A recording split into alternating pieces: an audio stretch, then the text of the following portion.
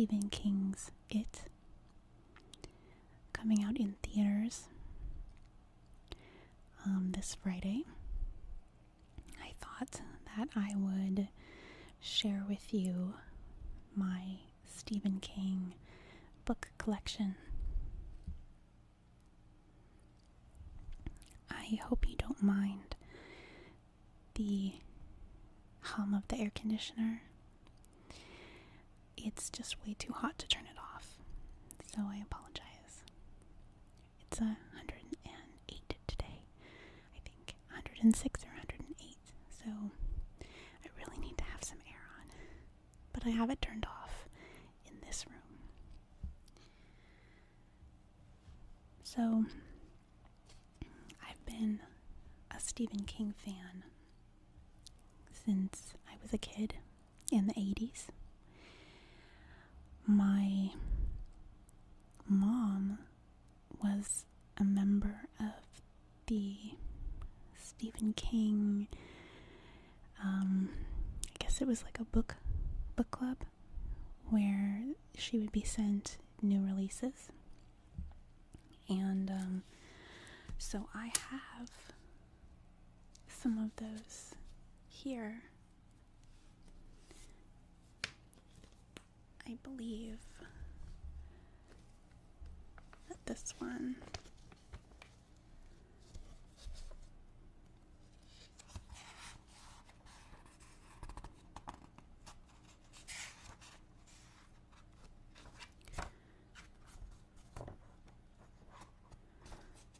I just picked a random book. So this is copyright 1978.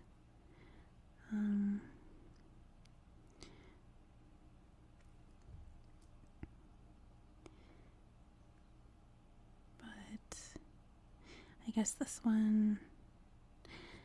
Wait a minute. Now I'm already confused because the stand, I felt like that came out later than 1978, but maybe not. Okay, so I guess this one was printed in 1990.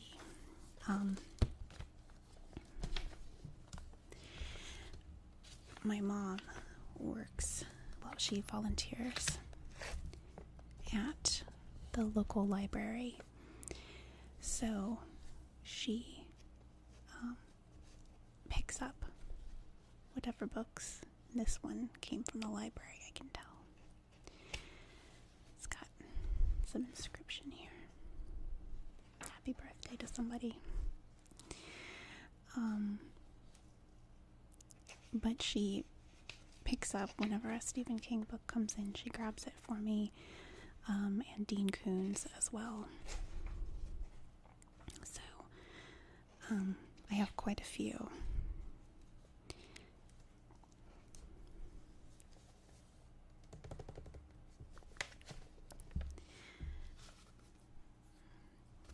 The Stand I've not read. It's absolutely massive.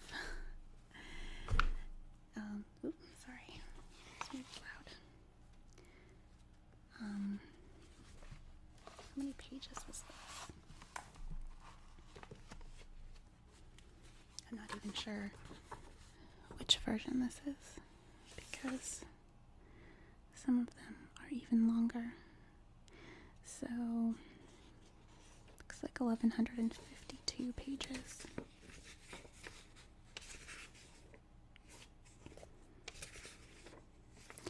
I've seen the movie a bunch of times, but I haven't gotten around to reading the book. Actually, I'll set these on the ground. Sorry, my chair's squeaky. See, here's another version of The Stand. So my mom, she forgets what she's already given me, and she just picks them up. And they're all dusty and dirty.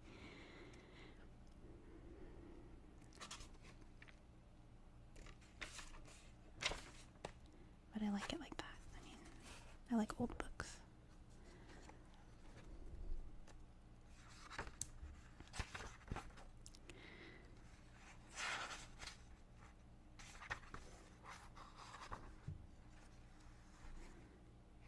This one is only 823 pages. I don't remember if the stand was released as one book.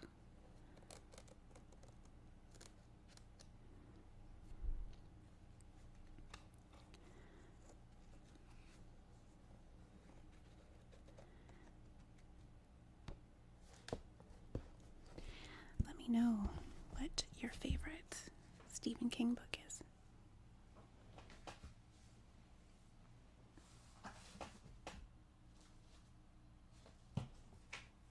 Actually, let me pull this one out again. Let me read to you.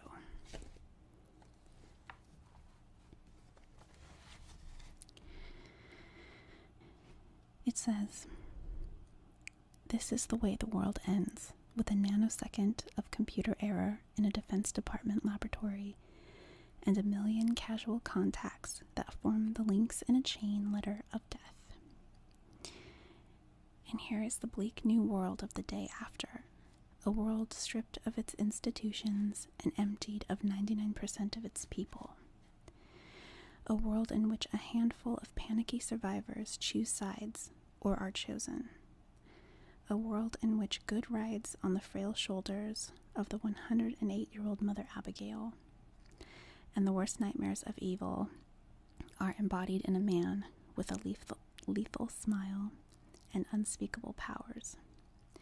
Randall Flagg, the Dark Man." In 1978, Stephen King published The Stand, the novel that is now considered one of his finest works.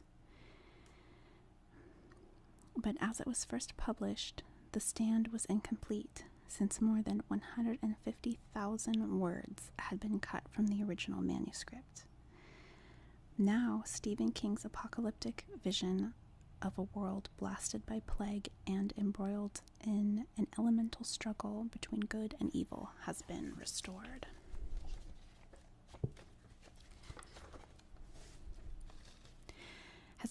To its entirety.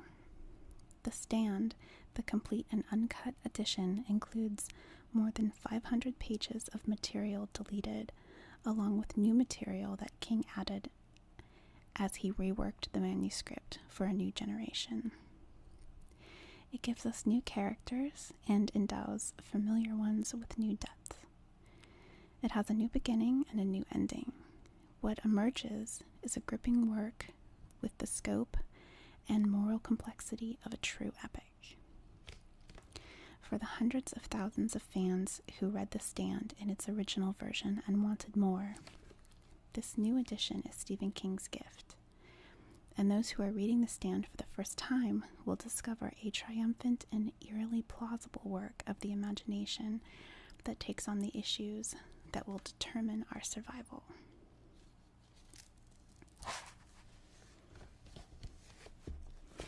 Sounds good. Maybe someday I'll read it. The cover looks kind of sci-fi, I think.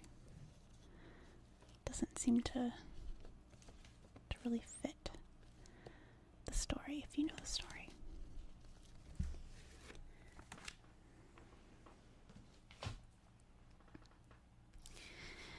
I'm just gonna grab books at random. This is... There's people outside talking.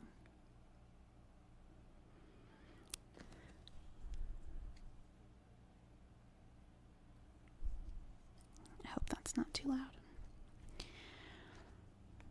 This is actually book 3 of the Dark Tower series. So maybe we'll set that aside and I'll see if I have the others.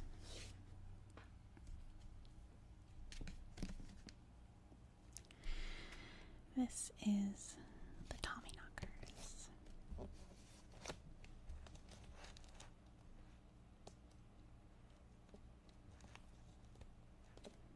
I love this sound.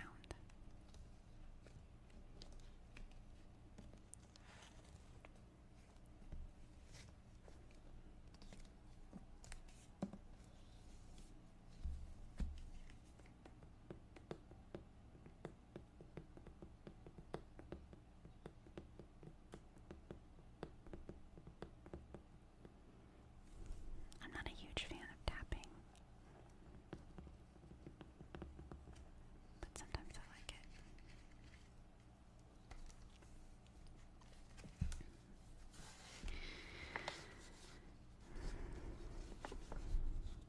This crinkly sound.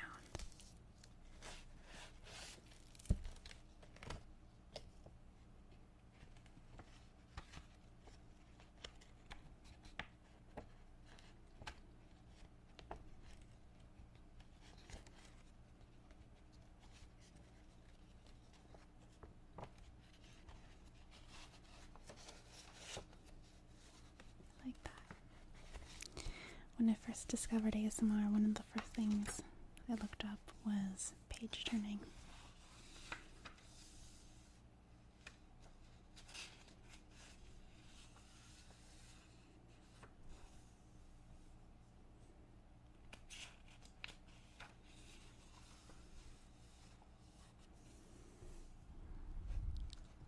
So this was published in 1987.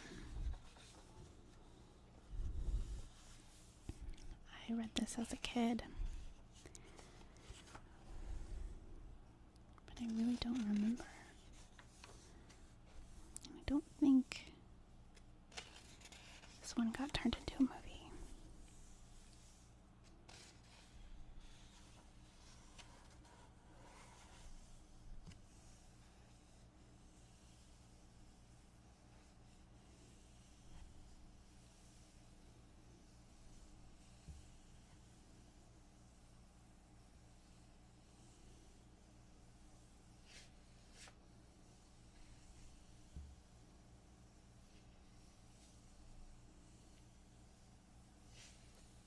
It's a nice sound.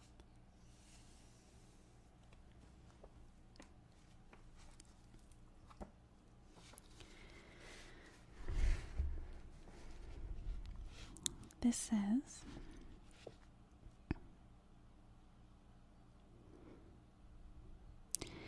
there's a poem.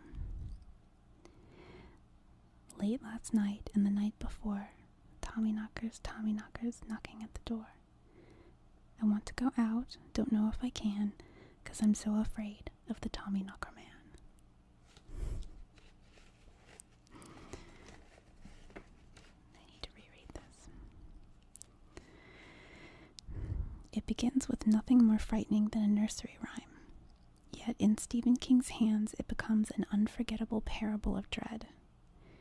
A threat from an unimaginable darkness that drags the practical inhabitants of a New England village into a hell worse than their own most horrible nightmares, and yours.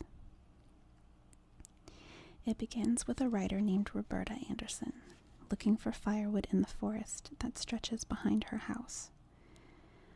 Bobby stumbles over 3 inches of metal, which unusually heavy spring runoff has left sticking out of the soil. A logger's beer can, she thinks at first, but the metal was as solid as a mother rock. It begins with Bobby's discovery of the ship in the earth, a ship buried for millions of years, but still vibrating faintly, still humming with some sort of life, faint, weak, but still better left alone. Bobby then begins to dig, tentatively at first, then compulsively, and is joined by her old friend and one-time lover, Jim Gardner. Aided by a weirdly advanced technology, their evacuation proceeds apace. And as they uncover more and more of an artifact both familiar and so unbelievable, it is almost beyond comprehension. The inhabitants of Haven start to change. There is the new hot water heater in Bobby's basement, a hot water heater that apparently runs on flashlight batteries. The vengeful housewife who learns of her husband's affair from a picture of Jesus on top of her TV, a picture that begins to talk. Not to mention the 10-year-old magician who makes his little brother disappear. For real. The townspeople of Haven are being welded into one organic, homicidal, and fiercely brilliant entity in fatal thrall to the Tommyknockers. In this riveting, nightmarish story, Stephen King has given us his tautest, most terrifying novel to date. And the next time someone raps at your door, you may want to keep the chain on. It might just be the Tommyknocker Man.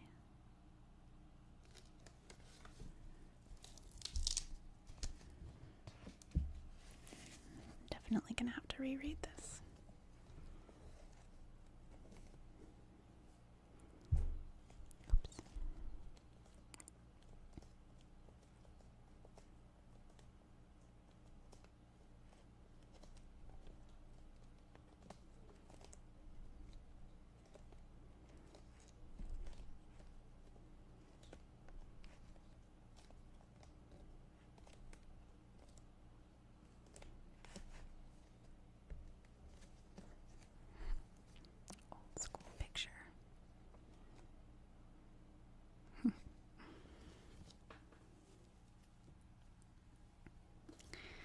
This is a nice dusty one.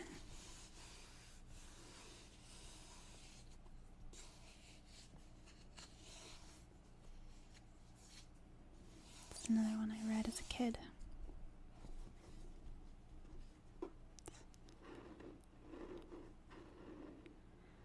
Thinner.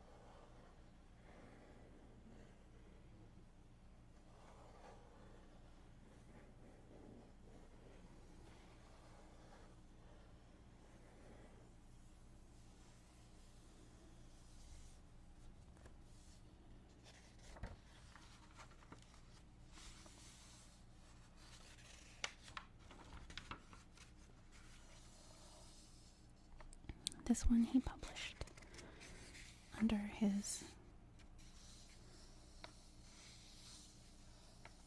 pseudonym, or his pen name, whatever you want to call it. Richard Bachman.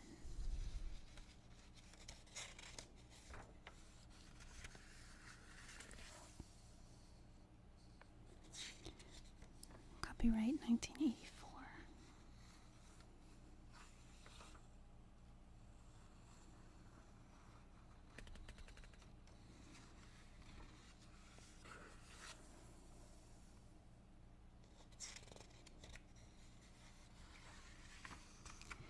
Because I don't have the book jacket, I don't have a synopsis to read you.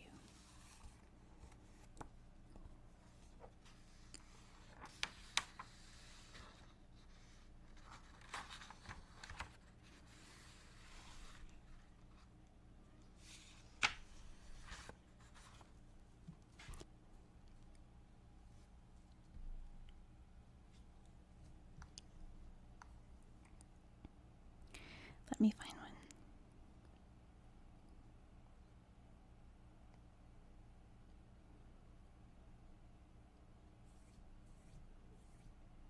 My hands are so dusty.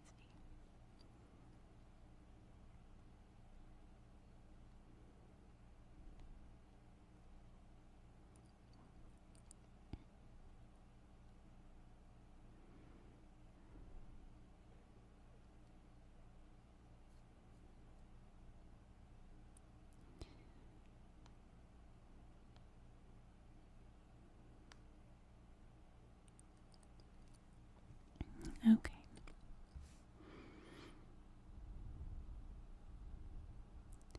Here we go. So this is the synopsis for Thinner. Attorney Bill Halleck seriously enjoys living his life of upper-class excess. He's got it all: an expensive home in Connecticut, a loving family, and 50 extra pounds that his doctor repeatedly warns will be the death of him.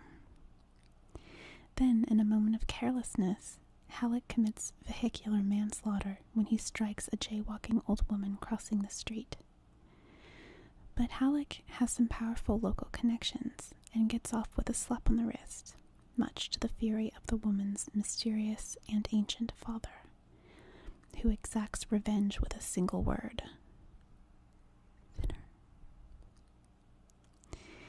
Now a terrified Halleck finds the weight once so difficult to shed dropping effortlessly and rapidly by the week.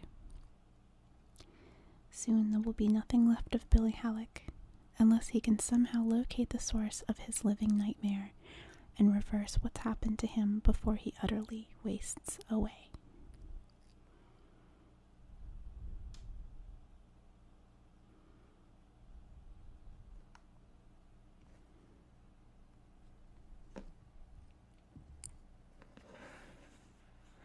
I think it was pretty good.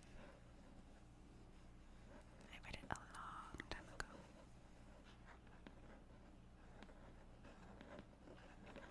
I really like the way this book sounds.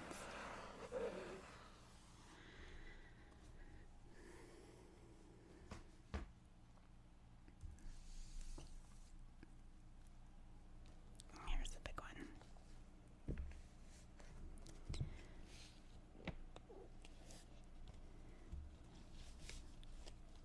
Needful Things.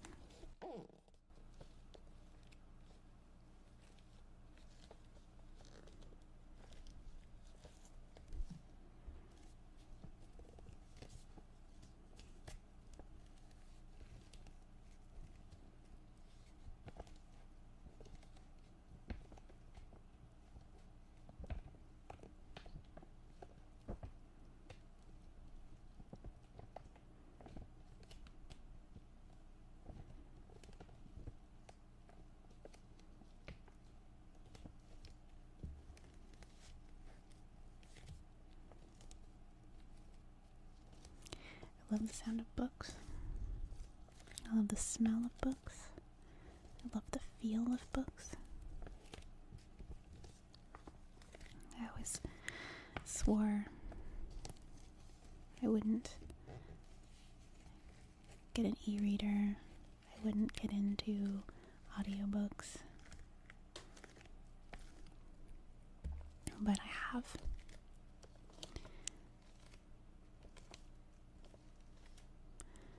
And I quite like both of them.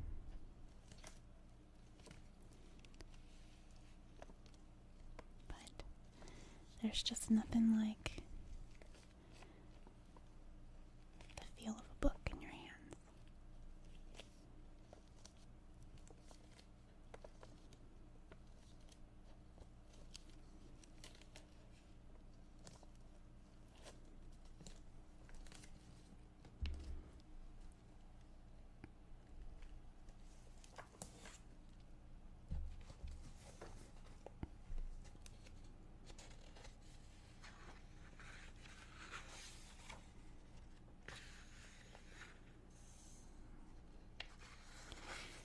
I read this as a teenager. I was maybe 15.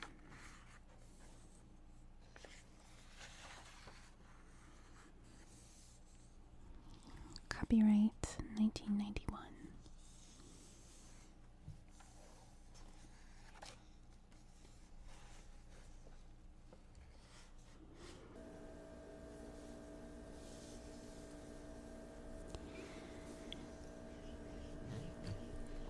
So it sounds like my neighbor has quieted down, but the refrigerator is still going.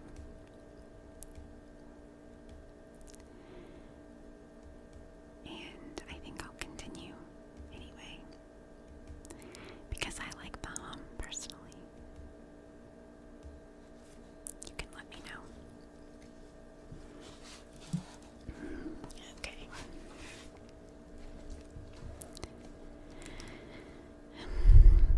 Needful Things. With a demonic blend of malice and affection, Stephen King says goodbye to the town he put on the map, Castle Rock, Maine, where Polly Calmers runs You So and So, and Sheriff Alan Pangborn is in charge of keeping the peace.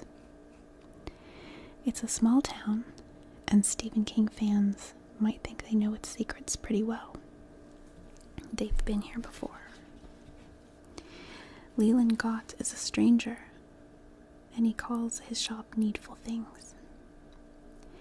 11-year-old Brian Rusk is his first customer, and Brian finds just what he wants most in all the world, a '56 Sandy Koufax baseball card.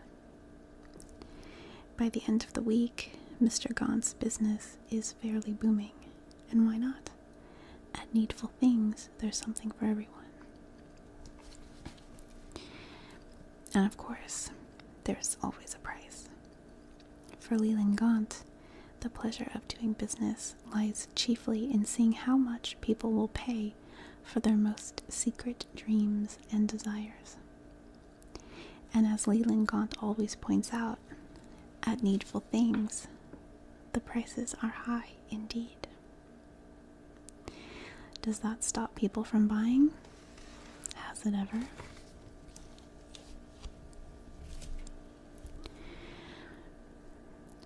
For Alan and Polly, this 1 week in autumn will be an awful test.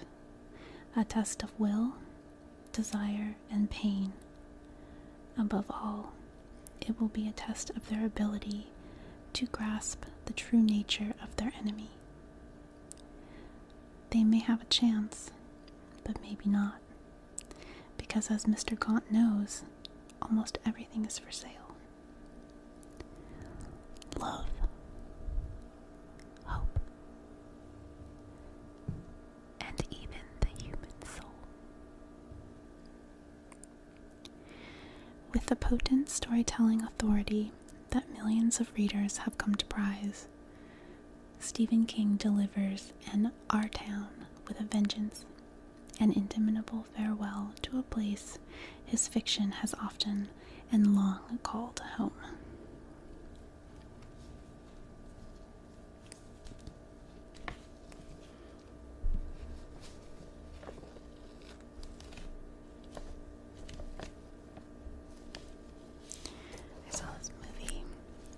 long time ago. I think he was pretty good.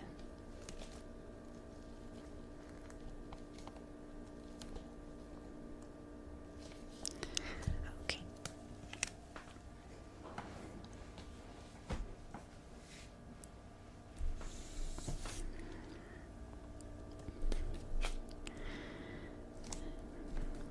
This is another one I read as a kid. As a teenager.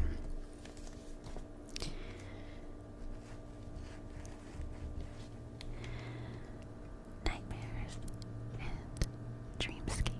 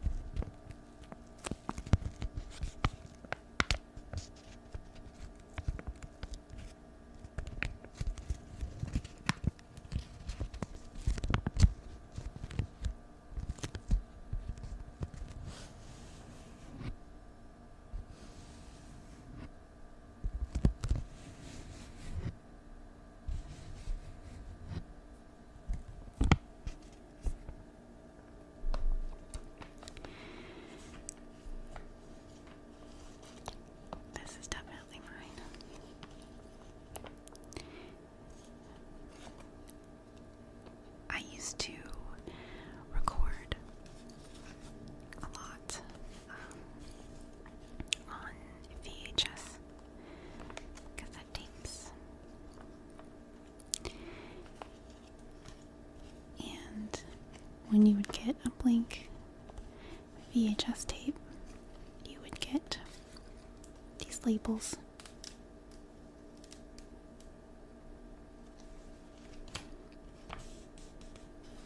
So you can label your tape.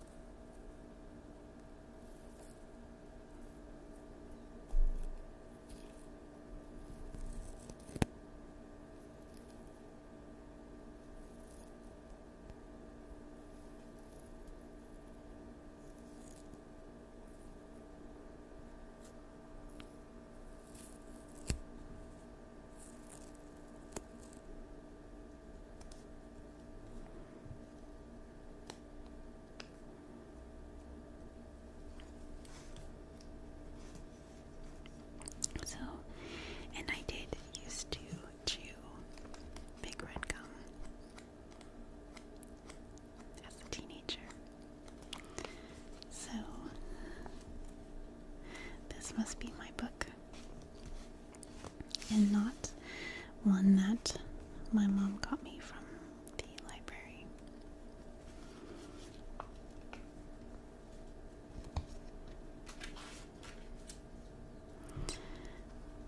I wonder what else I'll find in my other books.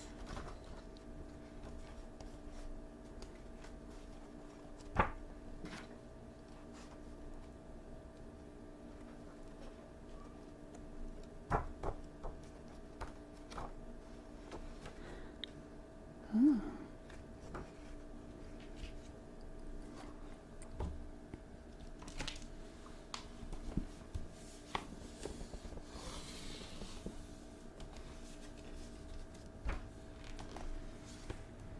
I like this.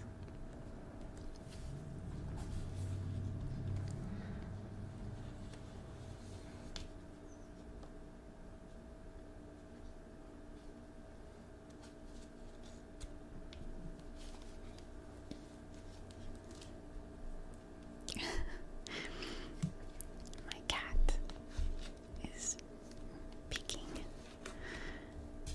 Yep, there she is. Hey, baby. Come here. You want to be in the video?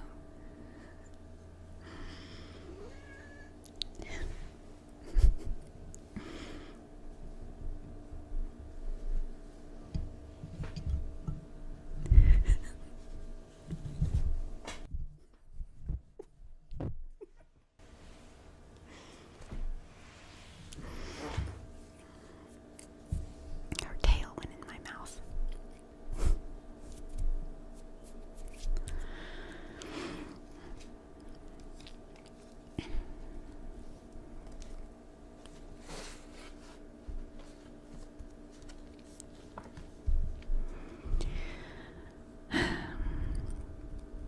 A solitary finger pokes out of a drain. Novelty teeth turn predatory. Flies settle and die on an old pair of sneakers in New York, and the Nevada desert swallows a Cadillac. Meanwhile, the legend of Castle Rock returns and grows on you. What does it all mean? What else could it mean? First there was Night Shift, 1978. Then Skeleton Crew, 1985. And now Stephen King is back with a third collection of stories. A vast, many-chambered cave of a volume, with passages leading every which way to hell, and a view to glory. The long reach of Stephen King's imagination and the no-holds-barred force of his storytelling have never been so richly demonstrated. There's something here for readers of every stripe and predilection.